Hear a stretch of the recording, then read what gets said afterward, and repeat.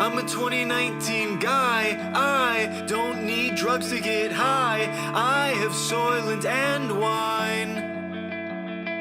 I am totally fine. That's how you know I'm truly 2019 guy. My dick's not big. You say I'm down on my luck, and I hope he fucks her good. In a way I wish I could. I just want to.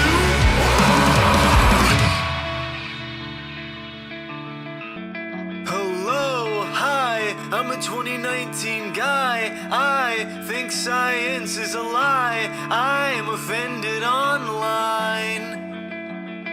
I'm fragile and shy. I don't really go outside. I don't have friends, that's why I am offended all the time.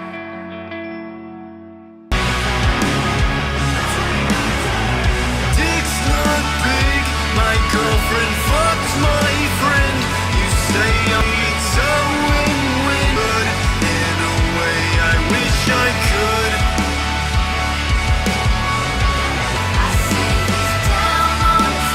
Cause I'm a cock, and I hope he fucks her. Want to.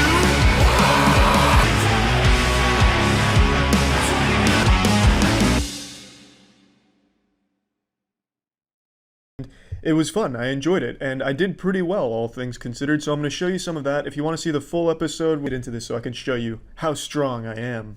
Good to see you. Good to meet you, man. Hey, everybody. Welcome to the next series of Hot Seat with Pete, and today's guest, Critical, also known as... Charlie, yeah, real name's Charlie. A lot more casual. Also known as Moist. Yeah, also known as... Big Moist, Mr. 6.5-inch Wiener. A lot of different names on the internet. Waiting. Let's go ahead and jump in with our first one here. We'll go on the easy side. Sounds great. Yeehaw.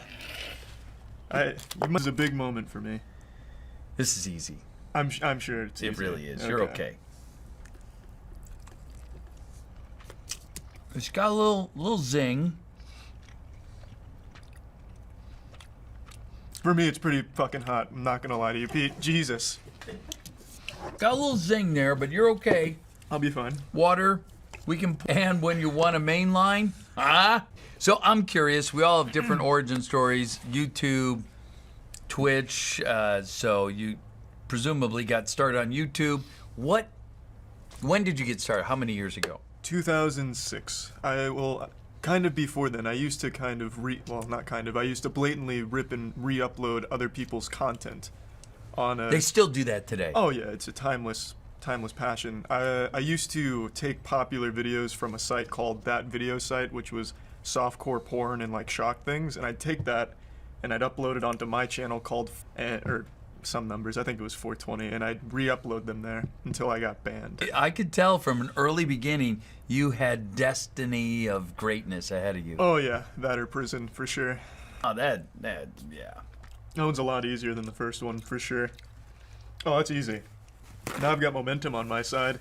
There you go. So, okay, there you are. You've been doing YouTube obviously for way long. For people out there that want to get into YouTube, if you go into, and it's not just YouTube, but any type of like internet content creation, if you go in there with like an agenda or like a goal, like I want this many views, this many subscribers, I'm gonna get this by this or else, you're not gonna get very far, you're not gonna have fun. The main takeaway from doing internet stuff is to always make sure you're enjoying the ride, because everything else boils down to luck. You can make the best content in the world, but if the algorithm doesn't pick it up, or maybe no one's searching for the term, no one's gonna see it. So as long as you're having fun, it's rewarding in and of itself. it's fine. You're okay. I have no doubt. That's not bad, actually. That's what they all say. It's pretty bad for me. Well, about a year ago, I wanted to prep myself to have a better spice tolerance, so I bought like a bunch of peppers at Publix, like jalapenos, poblanos, habaneros, and stuff like that, to try and like get my body adjusted to it. You know, like Muay Thai fighters when they're fucking kicking down banana trees, sawing them in half with their kicks, strengthening their bones. I tried to do that with spices, but I let go of the regimen, and now I've really fallen behind, Pete. I'm real behind, Pete. This is right. I'm embarrassed by my lack of spice tolerance. It's like a I get it. toddler. Yeah. Well, at least we're in the same baby pen. Not even close. You're not even tearing up, Pete. You don't try and relate to me down here. Good Lord. We're gonna get up to Ghost Pepper level, and then I think we'll both be crying like babies. That'll be fun. So you segue into Twitch. So how would you describe your experience as a Twitch streamer? And what is your Twitch channel? That's Moist Critical on Twitch. Purely functional. God damn, Pete. I'm good. I can make it. I love getting backseat gamed by like these 12-year-old boys that are yelling at me to play the game how they want to play it. That's always good, but playing the new game gamed by a guy that's like cool guy master. I know it's probably like a 9-year-old and probably an older man with a stronger chin. Maybe I'll lay into it a little bit for being a bit of an asshole, but overall I'll just let it stay. Can we move on? Yeah. I knew you couldn't These wait. bottles I already know. This is the shit that's really spicy. Oh. Whenever I see these, I know it's rough. And I thought this would be easier over here, but it wasn't. Okay, we're fine, dude. Feeling good. I thought it was gonna be enough. Poured right out. I thought it would be enough. This was like molasses. This is like water, but I'm sure it's gonna taste just like water. I'm fine. Okay.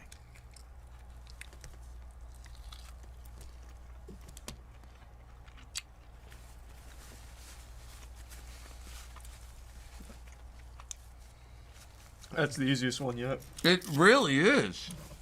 Oh, there we go. Nice little respite. I'm feeling good now, Pete.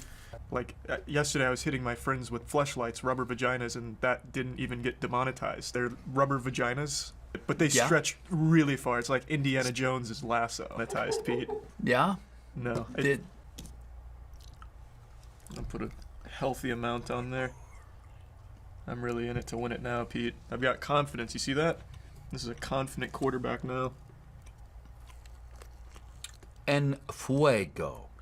I won't tell you what that means, but something about death.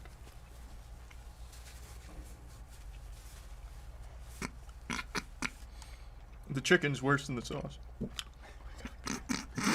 I'll do the milk. Take the milk. Oh my god, Pete. What the fuck?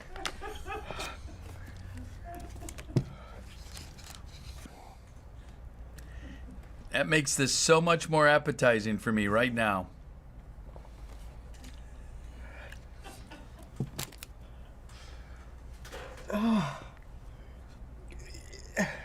But I'm stalling as long as I can. Oh my god, Pete.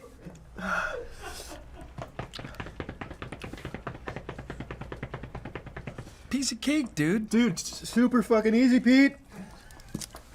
Oh my god.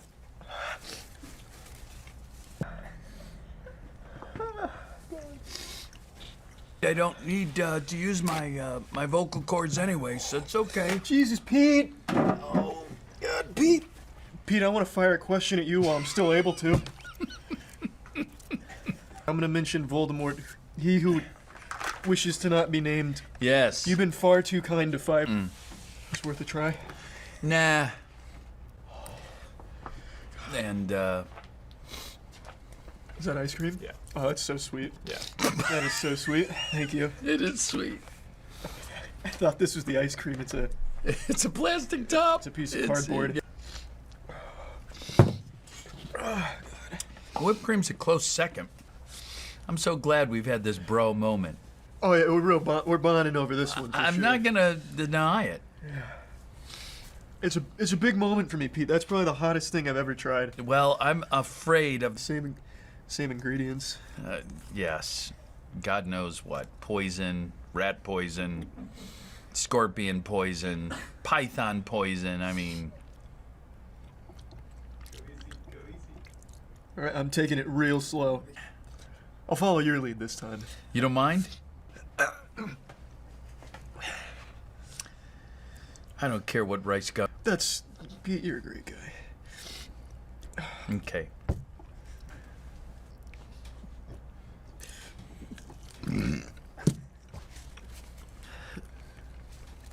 Okay.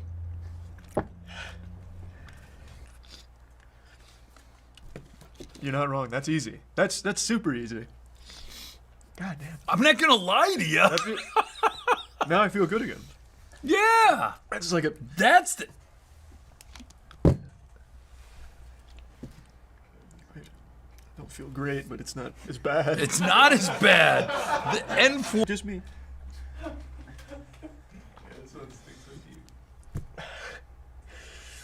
You're not feeling anything? Well, not like you. God damn. What about you? Any big... Maybe I got a shot. I don't know.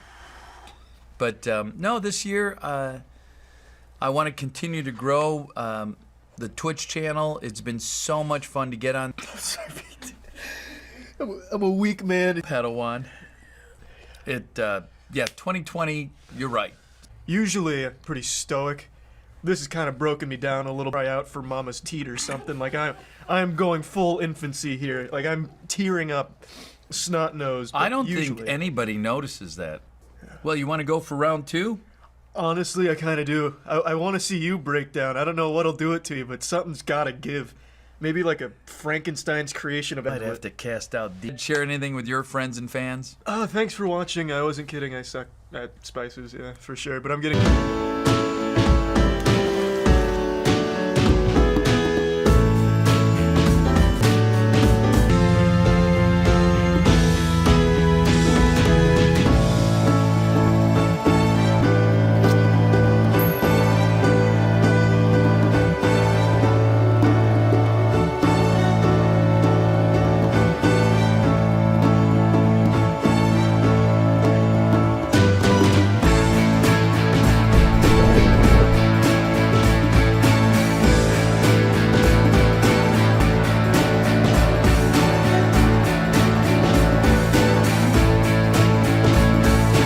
I know this all feels like a wet dream, but trust me, this is reality. If you need a moment to change your sodden panties, I understand. You owe it to yourself to get this level of comfort. You've suffered with mediocre shirts for long enough. It's time to upgrade and step into the next dimension. The only thing more pathetic than a guy who calls himself an alpha male. I love intros like these. You get some like wacky wubby dubstep kind of shit going on there, right? To cheat on their significant other as many times as they want, whereas their significant other isn't even allowed to look at other men. I'm pretty sure the two of them have a humiliation fetish, which is the reason they keep this show running. Voldemort of YouTube, at least they were for a little bit. They used to copyright claim and copyright strike anyone that would make fun of them or joke about them, saying that it was damaging their brand or making them look silly. Crazy claims and stories like the one I'm about to show you. Let me stop you right there. I already don't believe you. There is no reality in the entirety of the fucking multiverse where this man has slept with one woman, let alone over 1,000 of them. And then he added me on Instagram, we became best friends, he got me a tryout with his NBA team, which I absolutely crushed and became a starter on the squad, setting NBA world records. He invited me to Thanksgiving. This story's already got more plot holes in it than Kingdom Hearts. Why would an NBA player go up to a random guy at a pool party to ask for a party later? You have the gall, the chutzpah, to sit here and insult not only the intelligence of your viewers. Do you honestly expect anyone in the world to believe that? And then to have the audacity to make the claim that women go for the same high-value males? Bro, this does not sound like an NBA player. This sounds like human trafficking. Far be it from me to question the math here, but it would have been a foursome, not a threesome.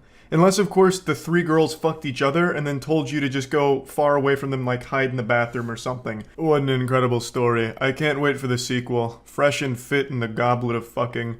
I don't even understand the title of this video anymore. It's Pull Girls Easily. How is me buying your course going to help me fuck 3 times in one day?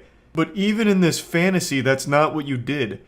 You didn't set up 3 girls in one day through Instagram or anything like that. Now, Johnny's whole shtick was he would wait outside of bars, clubs, and even parking garages, literally just fucking live in parking garages, until he saw the slightest hint of a human female nearby. The article also alleges that he was recently arrested after getting kicked out of a club with his friend, and while getting escorted out, basically claimed white power and some other shit like that. That's his real voice, by the way. He's not putting on some kind of show. He's not playing a character. He genuinely sounds like one of the Looney Tunes character, Inhaled Helium. It's an absolute shame that he didn't lose his footing and fall down the stairs in front of him. I've never prayed so hard for shoelaces to malfunction in my life. Luckily, she eventually escapes from the 7th circle of hell there, but this was his content. This is all he would do. I know, no autographs. I'm just a normal person like all of you. I put my pants on one nipple at a time and wipe my ass crack after a hard shit with both hands. Does that mean that I'm the best actor in the entire world of acting? I like to think so, but on paper, no, absolutely fucking not. Here I played just a helping hand, some goofy goober who had no clue what he was doing but was supposed to be caring for a burn victim. Everything necessary, no holds barred. If I had to start rimming people, I'd start rimming them. If I had to start flipping tables and wet willying bitches, I was gonna do it. I was getting into this fucking movie's final cut, no matter what. It is possible, as erect as I've ever been in my life. The world's most perfect posture. So that way my head would be at like his titty level, so every time they'd have his lines going, you would see me. You'd have to see me. Unless they were gonna fucking pixelate me like a UFO documentary, you were going to see me. One of these, or whatever the fuck the symbol is for Hunger Games, but yeah, you can see me poking it out there. And yeah, that was my extra role in the Hunger Games Mockingjay, and I probably ruined a little bit of that scene. Not by design, but I was out for number one. I was going to be the world's most impressive extra on this movie. Unfortunately, they outsmarted me. But I do honestly kind of feel like maybe I did ruin a couple of the scenes that were supposed to be in there. Because, like I said, there was a lot more lines, but I'd keep fucking scooting closer to them. And I guess they probably didn't like me being in every single line. Which, honestly, I can totally understand. And that's not something that crossed my mind. I never thought that I would maybe potentially ruin someone else's line by just being there, but I can totally see how that could have happened. So, if you did have a line in this movie that didn't make it and you suspect it's because I kept photobombing the shit out of it back in the day, and it's been a while since I've indulged, so why not give it a whirl? How bad could it be? It comes from Cut, who puts out a lot of wacky content. To a fantastic start here. A date out of your worst nightmare. Don't exactly know what went wrong here. She just said she doesn't really like people from the army, saying that they're too masculine. We're dealing with the final boss of standards. Game he plays, and right before he could even answer, you buzz him out. He didn't even get to finish his fucking sentence. Yeah, like I said, this isn't even really dating. It's just straight up war. Though I do think by instantly buzzing her, he saved himself about 15 seconds before she could ask him a question and immediately buzz him while answering it. I mean, fair enough, I suppose. She came in here, locked and loaded, just get him the fuck out of here instantly. Oh, yeah, I mean, you know, she wasn't feeling that. She slammed that button like she was trying to answer in a question on Jeopardy. This button is the worst wingman of all time. If this was a friend of mine, I would have beaten their ass. It was a good run from our boy here, but unfortunately, he just wasn't tall enough to ride this ride here, I guess. He was just a little too young, I suppose. Where did it all go wrong? Why has the Lord forsaken us? I thought for sure this one had a chance of lasting longer than 30 seconds. Yeah, this is just fucking cruel at this point. This is just mean. I won't make you suffer through any more of this. It is so awful. At the very end, two people do have like a normal conversation that lasts for longer than like 5 sentences.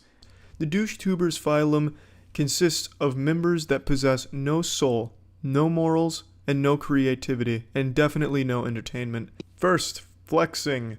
I'm only going to show one Ryan Franklin clip per point to illustrate it because I don't want to show more than necessary because I understand not everyone has a war-hardened stomach like I do that can hold on to vomit when they see abysmal fucking content like this. I'm going to show as much as necessary to get the points across so you are not tortured with more Ryan Franklin content than you need to be. In nearly everything that Ryan does, there's some degree of flexing. In a video it'll be, oh, look at this Gucci hat I just bought, or oh, hey dad, I just spent $2,000 on this Louis Vuitton trench coat. On Instagram, he'll post, just bought this extremely expensive pair of shoes, these Yeezys.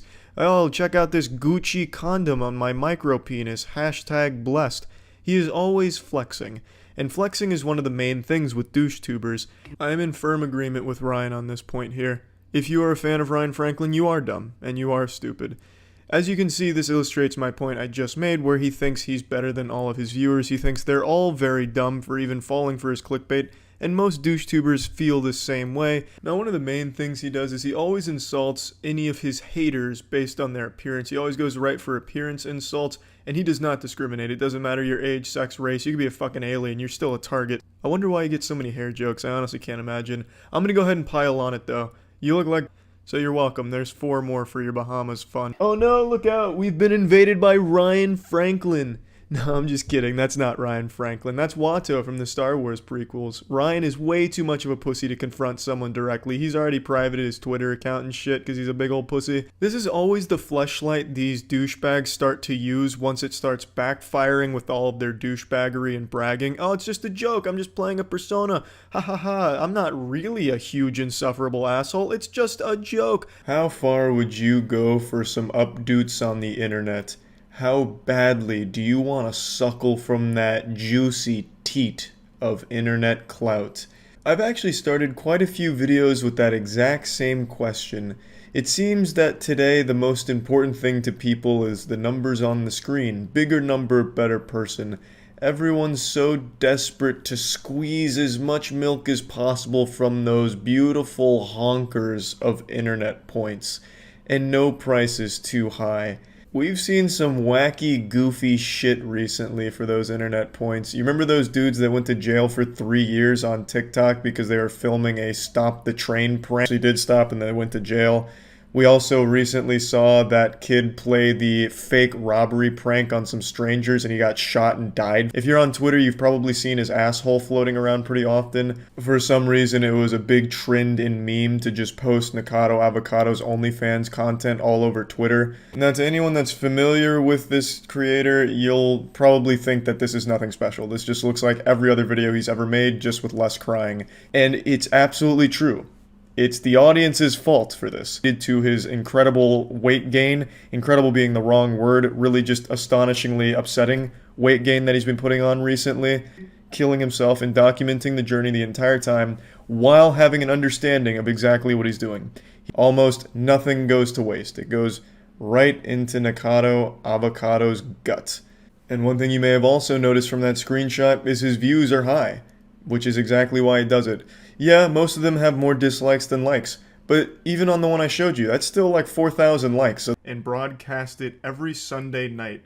This isn't like reality TV where it's all fake and scripted, not to ruin Christmas for all the believers out there. For reference, The Boys season premiere got around 8 million viewers, and according to YouTuber Atrocity Guide, who also covered this story, just an absolutely massive success, but it doesn't stop there. The producers knew there was still a little milk left in those teats and they wanted to suckle. A comedian, and he was escorted to a small apartment where he was then instructed to take off all of his clothes in order to participate in the game. He was told that he'd need to win 1 million yen, which at the time, 1998, was right around 8,000 US dollars, through only mail-in magazine sweepstakes in order to complete the challenge and be released from the room.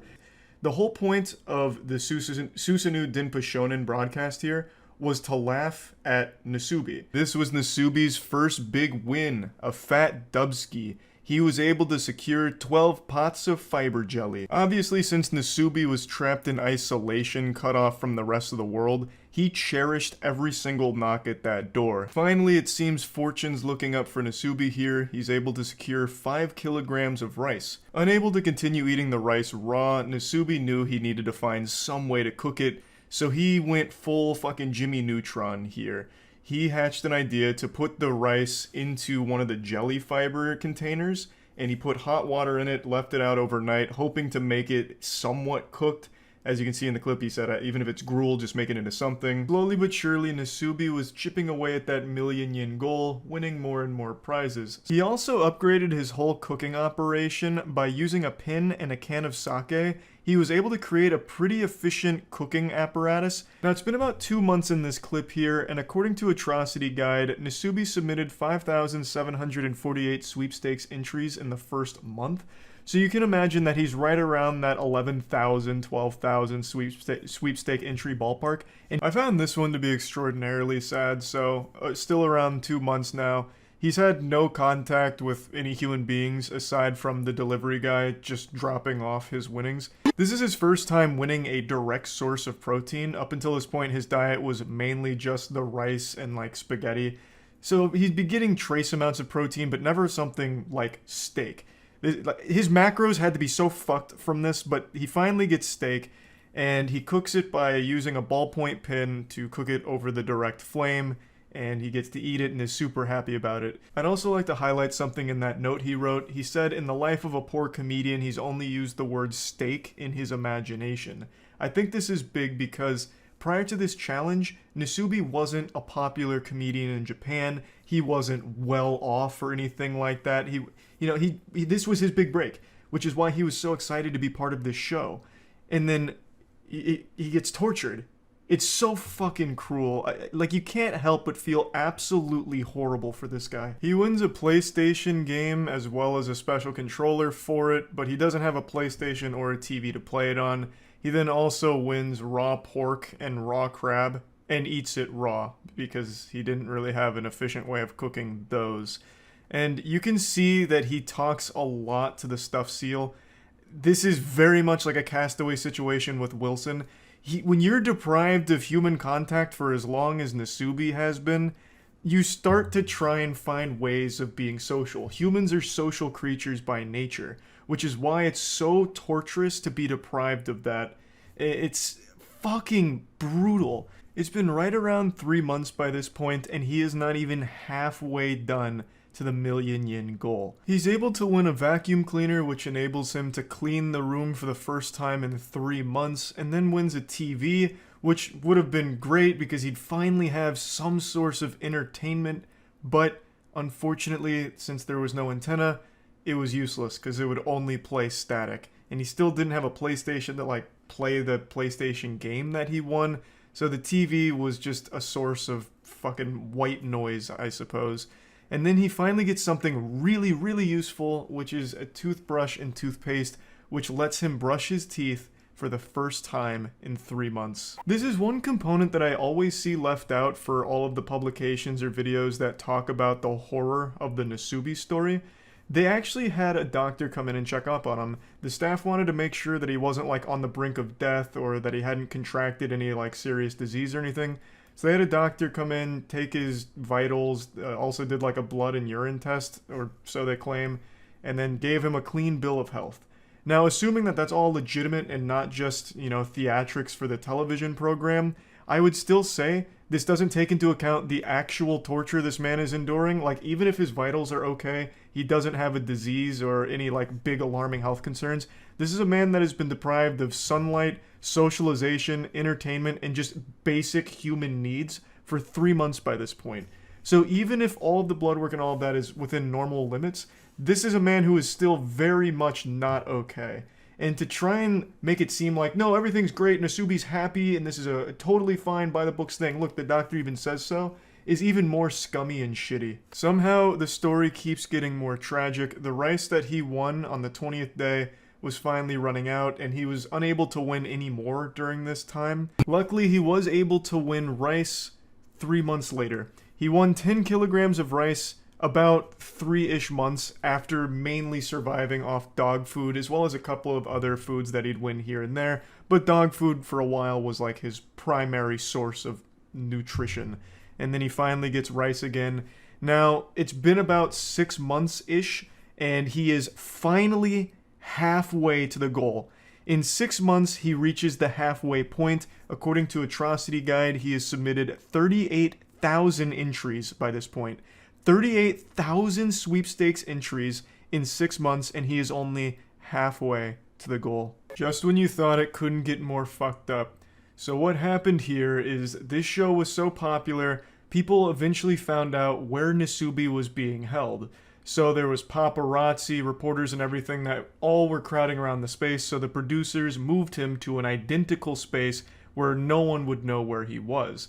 It was super far away. It was like 5 hours away, I believe. And this whole time, Nasubi thought, oh, I must have won. but it turns out he didn't.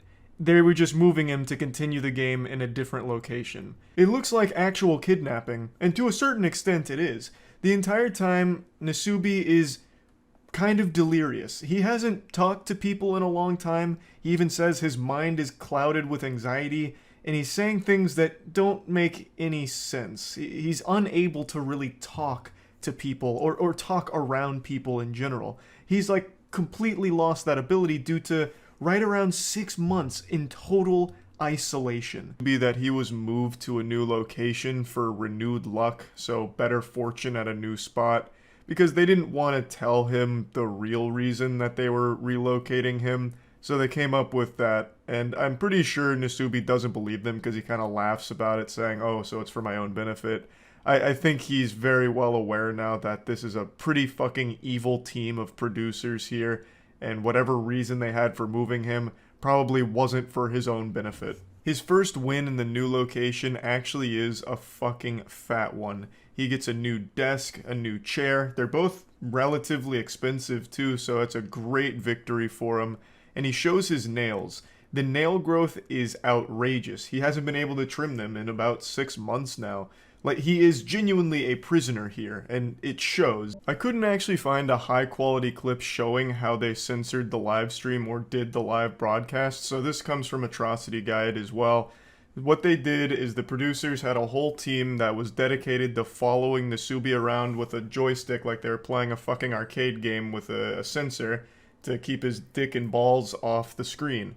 And they live streamed him. They wanted to offer a real-time alternative instead of just doing like the weekly Nasubi update with clips. They wanted 24/7 Nasubi coverage for anyone that wanted to go watch. So this was pretty innovative for its time. I think it's definitely one of the first like actual around-the-clock live streams that ever actually aired. It's pretty impressive. So Nasubi initially had a good string of luck at the new location. I believe, according to Atrocity Guide, he had done 17,000 entries and won decent stuff, but then hit a really bad cold streak, even ran out of food at one point, so the producers did move him again to another location to help him out in winning more prizes, I suppose.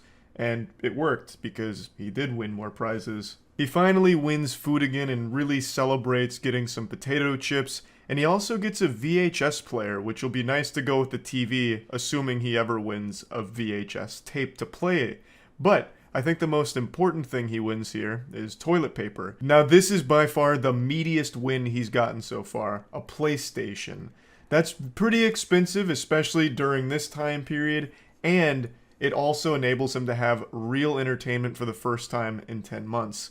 This is like a moment that's straight out of like Civilization, where you climb up the tech tree slowly but surely. 8 months prior to this, he won a PlayStation 1 game, Densha to Go, which also had the special controller to go with it.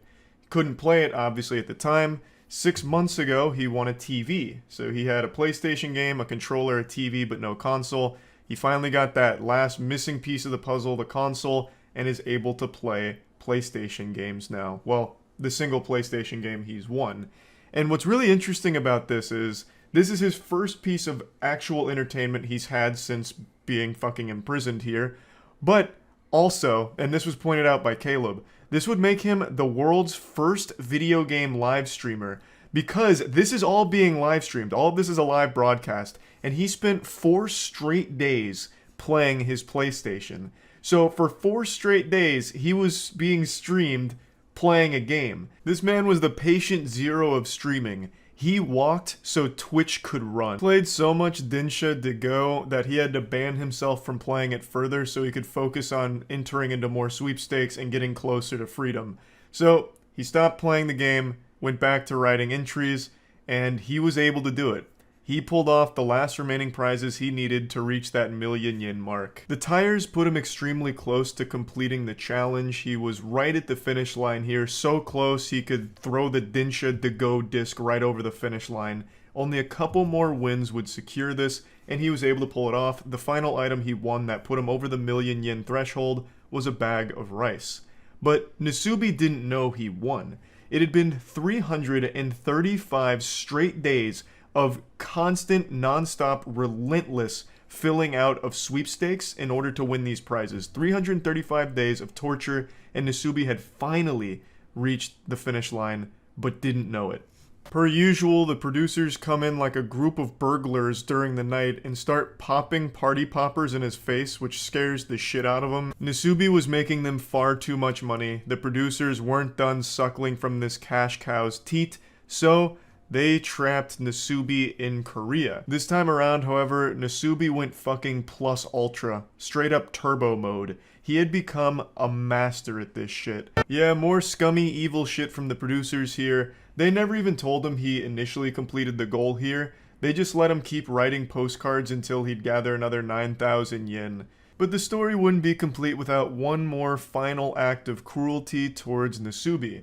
They blindfold him, put noise-canceling headphones on him, disorient him, and drag him on stage into a mock room designed to look like the rooms that he'd been staying in for the last 15 months,